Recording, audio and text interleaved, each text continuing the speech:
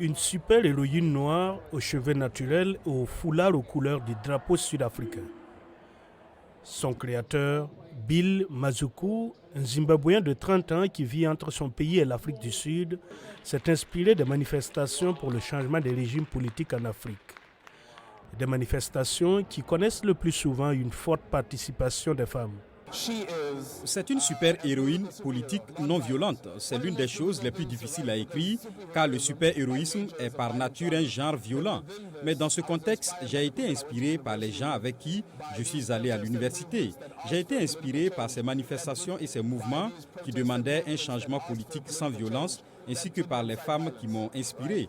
Je devais raconter leur histoire d'une manière que je connaissais et c'est ce que j'ai fait à travers les bandes dessinées. Il s'agit d'une version sud-africaine du super-héros évoluant dans l'univers Marvel, Captain America. 10 volumes et près de 5000 exemplaires, Captain South Africa fait partie d'un genre émergent fièrement africain. Je veux qu'il y ait plusieurs réactions, dont une qui ne me sera peut-être pas favorable.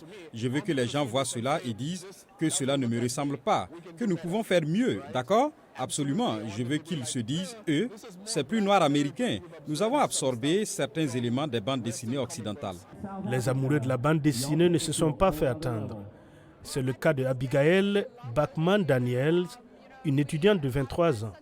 Vêtue d'un costume de Valkyrie, la guerrière noire du film Thor. Elle explique qu'elle a grandi sans jamais voir de personnage qui lui ressemble. Je pense vraiment que cela aurait dû être fait depuis longtemps.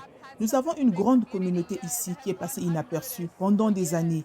Et quand le Comic-Con est arrivé à Johannesburg, je pense que cela a été la première prise de conscience de l'étendue de la communauté ici.